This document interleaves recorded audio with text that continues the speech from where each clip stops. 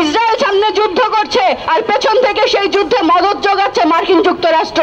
বিগত 13 তারিখ থেকে দেখছেন প্রতিদিন পত্রিকার পাতায় খবরে কিরকম করে ইসরায়েলি আগ্রাসন চলছে ইরানের উপরে। আমরা দেখেছিলাম যখন ফিলিস্তিনের উপরে গত বছর ধরে আক্রমণ চলছিল, হাজার হাজার মানুষ সেখানে মৃত্যুবরণ করছিল, সেখানে সেই সময় থেকে কখনো লেবানন, কখনো ইরান এবং এদের উপরে যে হুমকি চলছিল, আমরা বলছি যত ধরনের এই আক্রমণ, আগ্রাসন বা হুমকি ধামকি আপনারা যত ধরনের বাহানা অজুহাত দেন না কেন, বিশ্ববাসী খুব ভালো করে জানে মধ্যপ্রাচ্যের ওপর, মধ্যপ্রাচ্যের খনিজ সম্পদের ওপর, মধ্যপ্রাচ্যের তেল সম্পদের উপরে একচ্ছত্র অধিকার, একচ্ছত্র আধিপত্য প্রতিষ্ঠার জন্য এই যে যুদ্ধ, যে জায়নবাদী আগ্রাসন আপনারা লাগিয়ে রেখেছেন, তার উদ্দেশ্য কি?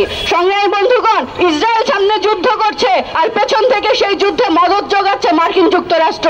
আপনারা বিভিন্ন সময় দেখেছেন ট্রাম্পের বক্তব্য, সর্বশেষও ট্রাম্পের যে অবস্থান, সরাসরি এখানে যুক্তরাষ্ট্র অংশগ্রহণ করবে কিনা, এবং আমরা দেখেছি গতকালকেও এখানে যুক্তরাষ্ট্র এবং জার্মানি থেকে কার্গো ভরে ভরে কিরকম করে যুদ্ধবাহী অস্ত্র এবং সেগুলো নানা রকমের যন্ত্রপাতি ঢুকছে এখানে ইসরায়েলে এবং সেগুলো দিয়ে আক্রমণ করা হচ্ছে। আমরা এটাও দেখেছি ফিলিস্তিনের মতো ইরানে মারা যাচ্ছে সবচেয়ে বেশি কারা, মারা যাচ্ছে শিশুরা, মারা যাচ্ছে বয়স্ক মানুষরা।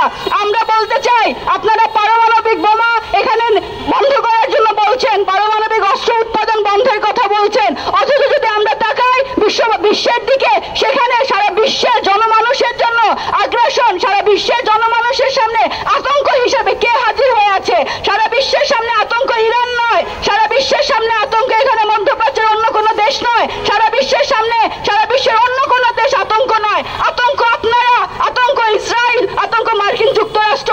আপনাদের অবসান হওয়া দরকার। এই যে যুদ্ধের নীতি, সেই নীতির অবসান হওয়া দরকার। আমরা আরেকটি কথা বলতে চাই, এই যে অমানবিক, এই যে বর্বর আক্রমণ চলছে, সেখানে বিশ্ব শান্তির প্রতিষ্ঠান জাতিসংঘ, সে যে জাতিসংঘে এখানে তার যে ভূমিকা, ফিলিস্তিনের সময় আমরা দেখেছি খুবই প্রশ্নবোধক ভূমিকা, শুধু কথা বলা ছাড়া, বিবৃতি দেওয়া ছাড়া তাদের কিছু করার ক্ষমতা ছিল না, এবং এখনো সেই একই চিত্র আমরা দেখতে পাচ্ছি। আমরা আহ্বান জানাই অবিলম্বে জাতিসংঘ থেকে এই ইসরায়েলকে বহিষ্কার করতে হবে এবং ইসরায়েলের যে প্রধান সেই নেতানিয়াহু, একজন খুনি, হত্যাকারী, অবিলম্বে তাকে বিচারের আওতায় নিয়ে আসতে হবে এবং অবিলম্বে ইরানের উপরে আক্রমণ বন্ধ করুন, ফিলিস্তিনের উপরে আক্রমণ বন্ধ করুন, মানুষের মুক্তি, মানুষের জীবন, সেই জীবনকে নিরাপত্তা নিশ্চিত করুন।